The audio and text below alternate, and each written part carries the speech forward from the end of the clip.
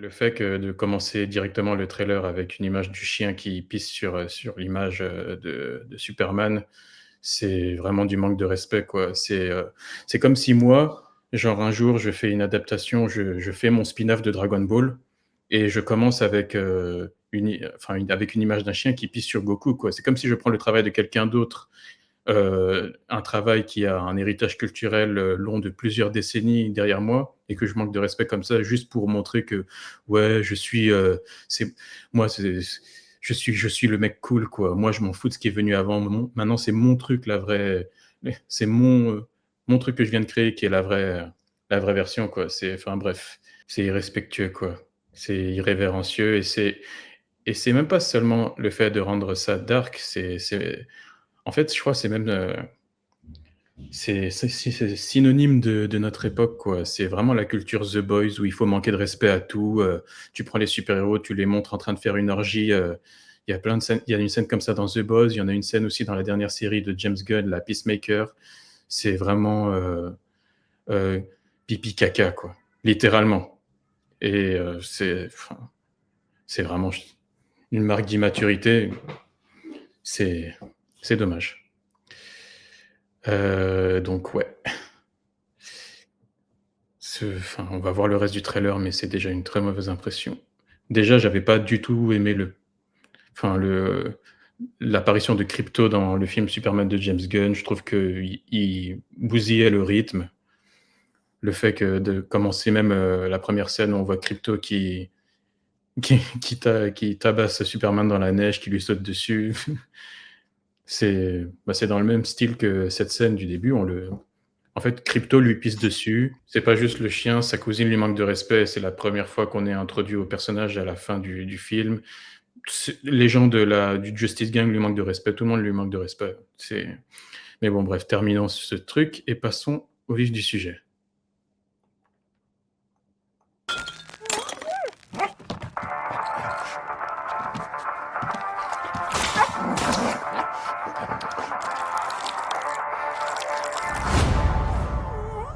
You managed to get most of it on the paper this time. It's a good job, buddy.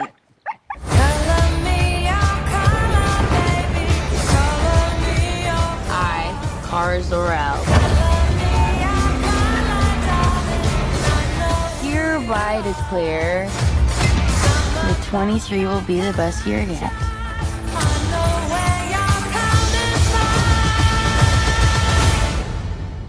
Let's be honest, babe, it's not a Mais qu'est-ce qui est very même amusant? high bar to Qu'est-ce qui est même- clear. Ouais, Qu'est-ce qui est pardon. amusant de faire des conneries pareilles? J'allais te poser cette.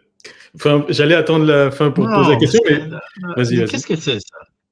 En fait, C'est quoi? c'est la C'est partie quoi girl. de prendre Supergirl? C'est pas comme si je suis fan même de Supergirl. Mais c'est quoi de prendre Supergirl, de la transformer en pétasse C'est quoi le but? C'est quoi le but? Le mec là, que tu veux que le monde soit comme des losers que tu es? C'est pas possible, James Gunn. Ah, En fait, c'est lui. Est-ce que comprends c'est lui pas. qui a réalisé? C'est lui qui a réalisé le film. Même s'il n'a pas réalisé, c'est lui qui donne toutes les directions. C'est lui qui Mais donne attends, toutes c'est les qui qui a directions. réalisé? Attends, qui a réalisé ça? Non, c'est Greg Gillespie qui a réalisé. Un autre gars, celui qui a fait Fright Night, mais c'est lui qui met sa patte narrative dans tout, donc c'est lui qui est le plus responsable. C'est pas comme Kevin Feige chez Marvel qui est pas au courant de tout, qui supervise un petit peu, qui donne des petites notes. James Gunn, il s'immisce vraiment dans tout. C'est un mégalomaniaque, donc tout doit passer par son contrôle. Je sais pas. Ce qui est bizarre, Gigi, c'est que beaucoup de gens attendent ce film, hein. Les gens trouvent le personnage de Supergirl, waouh, elle est trop cool, elle est trop stylée, elle est edgy, elle est Ça, c'est le quirky. problème des blancs, le problème des white boys. Moi, j'ai l'impression que c'est les white boys, genre de 15 ans, en fait. J'ai l'impression que c'est les Oui, garçons de les 15 ans white boys de 15, les white boys de 15, 14, 15, 16, 17. Oui, parce que ce délire de Le- ah, je me bourre la gueule, je suis edgy, C'est les ça trucs de blancs. impressionne quand t'as 15 ans, C'est mais les là, blancs, c'est les quand blancs t'as adolescents. 25 ans, 30 ans, enfin, ce n'est pas cool, c'est pas edgy, c'est pas intéressant, ça n'impressionne C'est les personne. blancs adolescents. C'est même pas le fait qu'elle soit alcoolique, parce que des personnages alcooliques, ça peut marcher. Par exemple, Jessica Jones, la saison 1 était bien, le personnage était Tu intéressant et elle m'entends? était alcoolique aussi. Ouais, je t'entends. Ok, c'est bon. Ouais, donc bon, heu, pas impressionné du tout, mais bon, peut-être qu'elle aura une redemption story parce que d'habitude avec les personnages comme ça un peu mess up, par exemple Wolverine dans Deadpool ou Wolverine aussi, il était alcoolique. Pourtant il a une rédemption dans le film et le film est bien. Donc peut-être que le trailer va nous montrer ça. Donc continuons. I didn't know any of you were still alive. What was it like to lose everything in a day? Proton didn't die in a day. The gods are not that kind.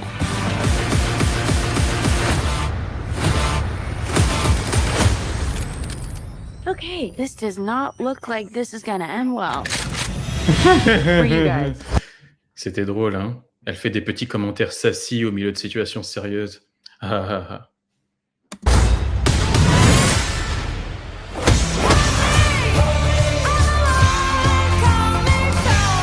Do others on your planet have powers like you? No, it's a pretty small group of two.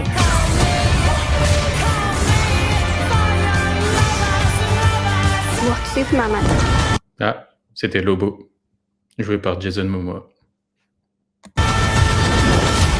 He sees the good in everyone. And I see the truth.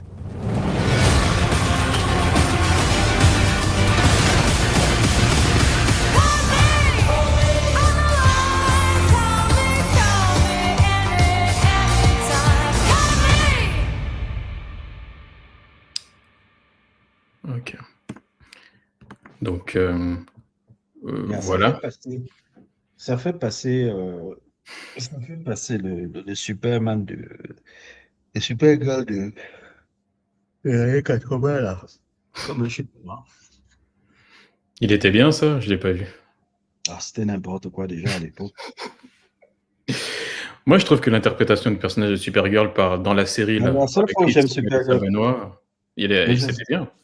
moi, j'aime bien le Supergirl du comics là, quand elle crève là. C'est plus- Lequel? c'est Je plus connais pas énorme. du tout les comics de Supergirl. C'est Infinity Crisis. Voilà, dans Infinity Crisis, qui est un peu on va dire un peu, Infinity Crisis, c'est un peu l'équivalent de la partie Marvel si je me souviens bien, Infinity Ok. Gauntlet. OK. C'est un peu la partie là. Il y a l'un des événements marquants, c'est Supergirl. Il y a le truc iconique avec Superman qui porte Supergirl comme ça en pleurant. Ah, je crois que j'ai vu cette image. C'est un peu le truc marquant de tout. Je ne sais pas si c'était Chris Claremont qui avait écrit ça. Hmm. Mais pour toi, le personnage de Supergirl est censé incarner quoi, pour toi? C'est pas un personnage qui m'a intéressé. Hein. Donc, je vais pas te dire, moi, les comics, comme je vais te dire, les comics, c'est pas quelque chose où j'aime les histoires de comics quand elles sont bien écrites. Je n'ai pas une affinité ou une affinité particulière avec un personnage de comics de super-héros particulier. J'aime plus les histoires. Alors, si tu me parles de ce que j'ai aimé dans les histoires de comics / super-héros, parce que les comics que je lis, c'est pas beaucoup des comics de super-héros.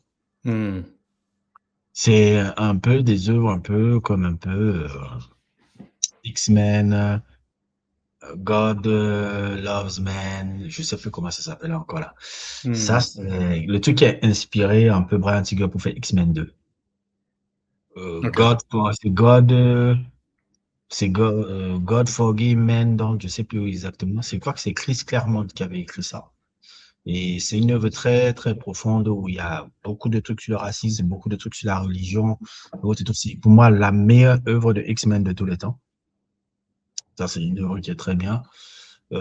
Si je peux parler encore des trucs de comics, bon, of course, les Frank Miller qu'on connaît, les Dark Knight Returns, etc., comment ça a reconstruit Batman, puisqu'on parle de Clint Eastwood, comment il s'inspire de Clint Eastwood à Inspector Harry pour faire son Batman un peu vieux, etc. Of course, c'est le genre de classique-là. Un autre Batman encore qui est magnifique, qui est très inspiré de Godfather. C'est bon, c'est même le truc qui a aussi inspiré même de Dark Knight de Christopher Nolan. Là. Ouais. Comment ça s'appelle? C'est pas Batman Year One. Batman Alone Halloween. Ah, ça, c'est magnifique, ça. Ok. Batman Alone Halloween, c'est Batman en mode le parrain. D'ailleurs, même les premières planches, ça se commence par un mariage, comme dans le parrain, quoi. Hmm. C'est littéralement parrain. Et le personnage de Michael Corleone, le gars qui a le traitement du personnage de Michael Corleone, c'est Harvey Dent. Ok. Parce que Harvey Dent quitte du gars plein de justice, le truc, après se fait corrompre. Je sais pas si tu vois un peu. Comme un Ouais. peu Michael Corleone, tu vois un peu. Hmm. C'est un peu lui. Et c'est un peu, je dirais même, c'est même lui le personnage principal même de ce Batman-là. C'est Harvey Dent. Le haut tout, c'est un très très beau truc. Je pense que ça avait été écrit par un mec je crois que le gars qui avait dessiné, c'était Tim Sale et le gars qui avait écrit, c'est Jeff Loeb. Je crois, c'était Jeff Loeb. Jeff Loeb, c'est quelqu'un qui écrit beaucoup de belles histoires. Le truc, la suite de Un Long Halloween, c'est un peu moins intéressant avec Catwoman et autres tout, mais Un Long Halloween, c'est magnifique. C'est l'une des plus grandes œuvres sur Batman et autres tout jamais faites. C'est même qui a inspiré plus ou moins la triptyque Batman, Harvey Dent, Commissaire Gordon qu'on voit dans The Dark Knight, parce que c'est cet élément qu'ils ont piqué dans ce comics qu'ils ont mis dans le film, notamment la scène là où ils sont les trois, comment il s'appelle, Batman et comment il s'appelle, Batman, Commissaire Gordon et Harvey Dent là. Ils ont piqué ça dans le truc. Il y a ça. Il y a des Superman qui m'ont plu. Dans les livres, il y a des Superman qui m'ont plu. Je dirais le Superman de Grant Morrison, All-Star Superman. Hmm. C'est magnifique ça. Oui, il transforme un peu Superman. C'est ce qui normalement devait inspirer un peu le truc de James Gunn. Parce qu'il a dit, ah, je vais m'inspirer de All-Star Superman. J'ai cherché, j'ai pas vu. Euh, All-Star Superman, un peu, c'est Superman qui fait un peu ses 12 travaux d'Hercule, quoi, avant de mourir. Ok. C'est inspiré des 12 travaux d'Hercule. Parce que les chapitres sont divisés en 12. Et c'est chaque acte que Superman fait avant de mourir et de laisser son héritage sur Terre, quoi. Puisqu'il n'a Hmm. pas beaucoup de trucs à vivre, c'est magnifique. Il y a ça, ce Superman que je connais qui était bien. Euh, voilà, The Death of Superman aussi, c'était pas mal aussi. Après, bon, j'en ai vu tellement des altérations de comics sur Superman que j'en oublie. Mais ce que j'ai en tête comme ça qui m'a marqué, All-Star Superman, par exemple. All-Star Donc pas Superman, de ça reste. Supergirl, quoi. Non, Supergirl, j'ai jamais truc. Et en fait, je ne les regarde pas par rapport au personnage de Superman, je regarde par rapport je retiens par rapport à l'histoire qui est racontée. Parce que moi, c'est ça que je Hmm. fais. La, C'est la, pas, la oh, mythologie globale, quoi. oui, l'histoire, quelle histoire tu vas me raconter, comment tu vas travailler ce personnage-là. Hmm. Quand je cherche ces gars-là, c'est pas euh, Wookiee, Spider-Man, non, est-ce qu'ils sont capables de me donner une histoire? C'est souvent très difficile avec les comics, hein. C'est très difficile, il faut Ouais. chercher. Il faut Bah, très chercher. apparemment, ce Supergirl-là est inspiré d'un comics qui est célèbre, qui a été écrit par Tom King. Et apparemment, c'est dans ce comics-là que Supergirl est dépeinte comme ça. Alcoolique, mess-up, avec des mommy issues, daddy issues. Et c'est un comics qui est Mais donc, controversé, apparemment. mais donc, Mais c'est ouais, là, tout ce que je retiens, c'est James Gunn pisse sur Superman, littéralement. Et il pisse deux, même si super bien, hein. ouais, aussi, ouais. Et, C'est et justement, je te disais au début, peut-être qu'il va y avoir une redemption story, enfin une histoire de rédemption au cours du film. Bon, un truc que j'aimerais j'ai pas bien voir, l'impression. c'est quelqu'un qui a les trucs de faire un film sur Lex Luthor et qui s'inspire de la bande dessinée de Brian Azzarello, là, et de Lee Bermejo qui s'appelle Luthor. Hmm. Dans la construction un peu de tout, parce que c'est un comics dont euh, on est focalisé sur Luthor, c'est Luthor qui est un peu le personnage principal. J'aimerais bien voir un comics qui est comme ça, quoi. Qui a un Hmm. film qui est comme ça, je me dirais que ça peut être intéressant. Ouais. Bah là, en tout cas, Clairement, il y a aussi le trope de elle a une gamine qui la suit là et en gros qui va lui répéter pendant tout le film qu'elle est extraordinaire, qu'elle a plus de potentiel que ça en gros.